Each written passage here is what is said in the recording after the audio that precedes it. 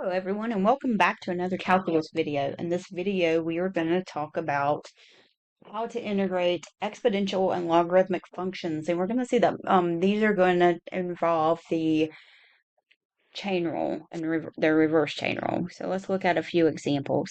We know when we integrate e to the x we're going to get e to the x, and when we integrate 1 over x it's going to be the ln of the absolute value of x. And then a to the x is going to be a to the x over the ln of a. So those are our basic rules. So let's look at a few examples. If we want to integrate e to the negative 5x, we're going to start by choosing a u value. So I'm going to start by letting u be that exponent, negative 5x.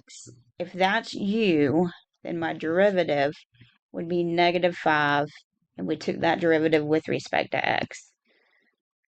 So then we ask ourselves what we have. So that exponent is what we chose for u. We're missing the negative 5. This would be our du. We can multiply it in if we compensate with a negative 1/5. So that when we do our rewrite, we're going to have negative 1/5 times the integral of e to the u du. And that's our exponential function. So when we integrate that, we're going to get e to the u plus c. And then we're just going to substitute back in for that u. So there's our final answer. That's our antiderivative. Let's look at the next one. It's going to work the same way. We're going to start by choosing our exponent to be our u. So if that's u, then our du would be negative 10x times dx. So I'm going to rewrite the original function, moving that x beside the dx so it's a little bit clearer as to what's u and what's du. So u is going to be our exponent. Notice we're missing the negative 10 here. We can multiply in if we compensate with a negative 1 over 10. So then our rewrite is going to be negative 1 over 10 integral of e to the u du. And now it's the same rule that we used before. We're going to integrate to get e to the u. And then when we substitute back in,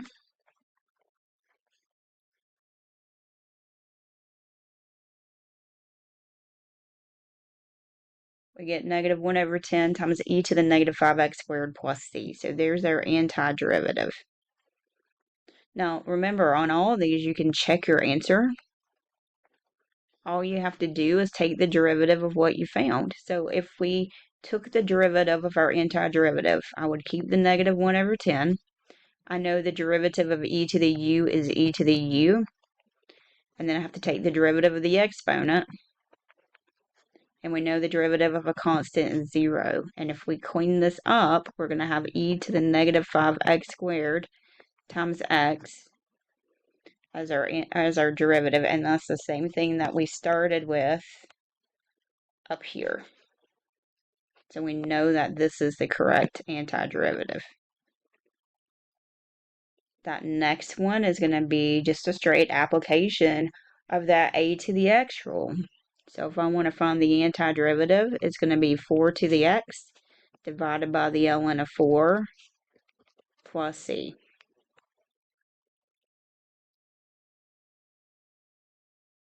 And if we were to take the derivative of that, we would get that 4x back. So let's look at the next one. We want to integrate 1 over 2x. We could rewrite this as 1/2 times x. Algebraically, those are the same thing, so we're really just splitting apart that multiplication. And then now we could think about this as our ln rule. When I integrate 1 over x, it's going to be the ln of x. Don't forget that absolute value. Okay, the reason that absolute value is necessary is because we've got domain restrictions with the ln, and we want this to have the same domain as what we started with. That next one, let's see if we can reduce some things and simplify. We remember log properties back from pre-calculus. So if we have e to the ln of something, it doesn't matter what that something is, as long as it's in the domain of the ln, then we're going to get a. And if you're not sure, try it with your calculator. Let's say we want to take e to the ln of 3 and figure out what that is. Well, ln and e are inverse functions, so they undo each other, so it leaves us with that argument. In that case, our argument's 3. So we could start by rewriting this. This is really just 3t, and then we have times dt over t, and we can simplify this even further. Those t's are going to reduce, so this is really just asking us to integrate 3 with respect to t.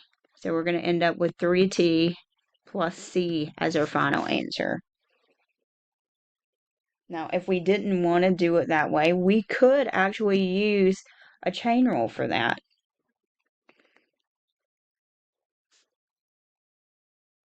So let's look at that possibility. I'm going to rewrite the function.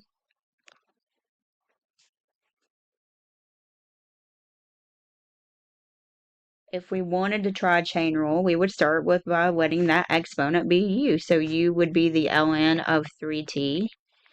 du is the derivative of that. So the derivative of ln of u is 1 over u times du. My u would be 3. My derivative of that u, or 3t, my derivative of that u is going to be 3. And that's going to reduce to 1 over t, and we took that derivative with respect to t. So this guy would be my du. This would be my u. So I could rewrite this as e to the u du, and that integrates to e to the u plus c. So when I substitute back in, I have e to the ln of 3t plus c, but that's going to reduce, the e and ln reduce, so we still would have to use that property to get that final answer simplified. There's 2 ways we could think about that one. And then let's look at that last one. We have the integral of 6 ln of t over t. Sometimes it helps just to rewrite the problem. I'm going to pull that 6 out, and I'm going to pull that 1 over t off to the side. So I'm rewriting it, and notice everything's kind of multiplied together. And algebraically, it's the same thing that I started with. We're going to let our u be ln of t. And my goal for u is to pick something so that when I take the derivative, I have that derivative somewhere in the problem. It could be off by a constant. We can multiply by well-chosen 1, but we need to have that derivative somewhere. And I know if I use ln, the derivative of ln is 1 over t. So when I take that derivative, I'm going to get 1 over t, and I took that derivative with respect to t. So my rewrite step, this guy is u, and this is du. So this is going to turn into 6 times the integral of u du. And when we integrate this, this is going to be u squared over 2 plus c. And then we're going to substitute back in, and I'm going to clean up at the same time. If I take 6 and divide it by 2, that's going to simplify to a 3. U was ln of t. So I'm going to have 3 times the ln of t squared, quantity squared, plus c. Okay, notice I do not need parentheses here. My original problem had an ln, so that domain restriction is already built into the problem. And then let's look at a couple more. I want to do this one first. So if you have a fraction, a good place to start is to try to let u be the denominator and see what happens. That denominator is a cubic, and I know if I take the derivative of a cubic, I would get a quadratic. So it looks like this is probably going to be du over u.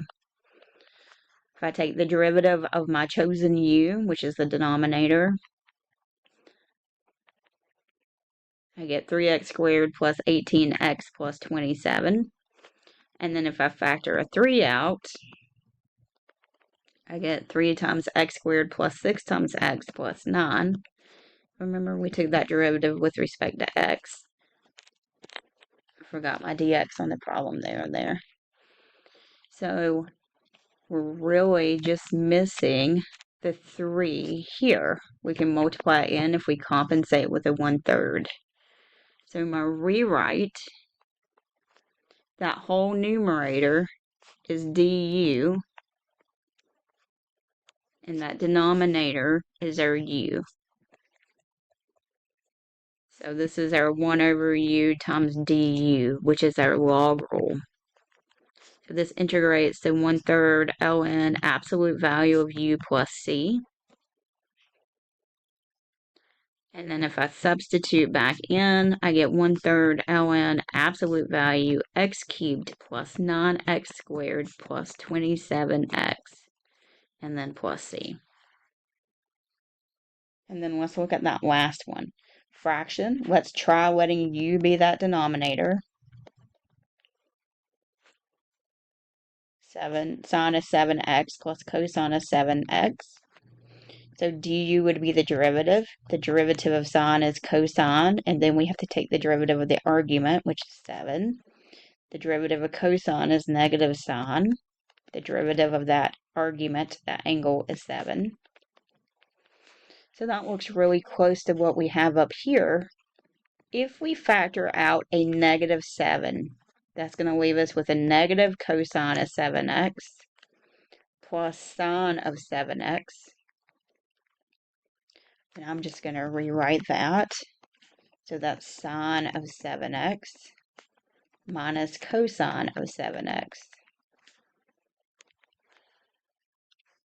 So we would need a negative 7 here.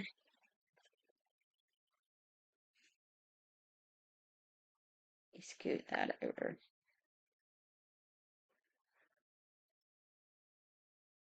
So we would need a negative 7 here, and we would compensate with a negative 1 over 7.